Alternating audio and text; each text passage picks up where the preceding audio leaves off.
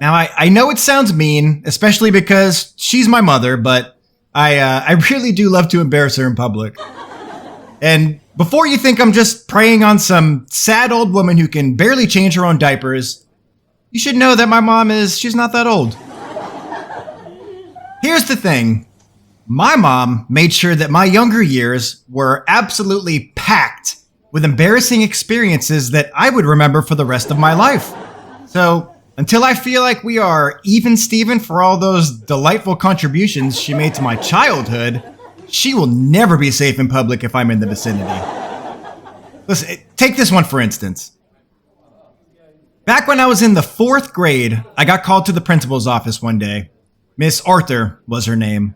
I had no idea why, but I'll say that getting called to the principal's office is embarrassing in itself, right? Especially in the 4th grade, because this was the 90s, so they had to scream your name over the super loud intercom system in the middle of class. Could you please send Devan Kelley to the principal's office immediately? And all the kids in class are like, ooh, you're in trouble. And I'm like, no, I'm not. Shut up. No, I'm not.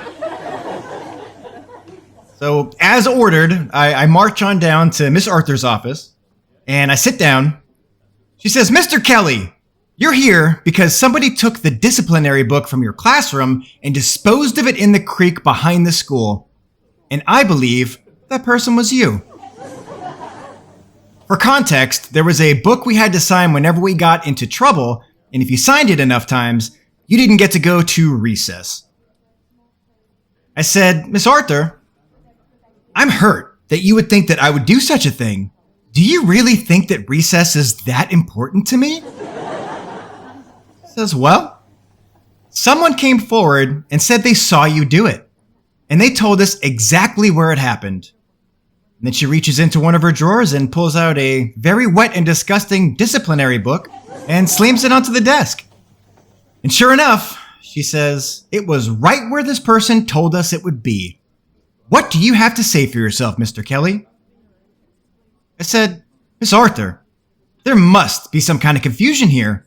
I agree that this sounds suspicious, but there are a lot of kids that go to this school, and it could have been any of them, but I can assure you that this was not me. She says, okay, well, how about this? Maybe we'll give your mother a call and see what she has to say about this. I said, maybe we should. Go ahead. I'm thinking mom's gonna have my back on this one. Somebody just said that I did something. Didn't seem like Miss Arthur had a lot of ground to stand on with this one, so I trusted that my mom would set her straight.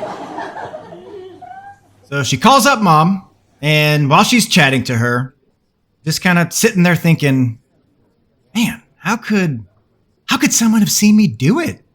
I was pretty sure nobody was around when I threw that book into the creek. Oh, I totally did it, by the way. Did I leave that part out? Yeah, I took that book and I threw it straight into the creek. I was not about to miss any more recesses, and it really felt like an ironclad plan at the time. So Miss Arthur gets off the phone and she says, okay, Mr. Kelley, I'm going to need you to stand up, bend over, and grab your ankles. And I don't know about you guys, but those instructions have never led me to a good time. And this one did not look like it was shaping up to be any different. I said, Miss Arthur, I don't understand. But then I quickly started putting it together when she got up from her desk and started unsheathing a giant plank of wood. She said, Mr. Kelley, your mother has elected to have me administer corporal punishment to you. I'm going to need you to go ahead and grab those ankles. I couldn't believe that my mom had betrayed me like that. And I went ahead and I did as instructed, and I let Miss Arthur have her way with me. 3 times she hit me with that paddle. 3 times. And unfortunately, Miss Arthur was spry, so there was some meaningful impact behind those swings. And then after we wrapped up, she sent me back to my classroom, and that was that. Until I got home. I walked in the door, and Mom was just sitting there waiting for me. And she pops up from the couch and she's just grinning ear to ear. And she goes, "Oh, how'd school go today, sweetheart?" And I'm thinking, you know exactly how it went, you snake. But before I could even open my mouth to respond, I turned around and I saw a strange man sitting at the kitchen table. And I looked over and I said, "Mom, who is that?" And she looks me straight in the face and she says, "Christmas came early for Mama this year." That's all I have time for. Thank you so much. You guys have been amazing. Thank you.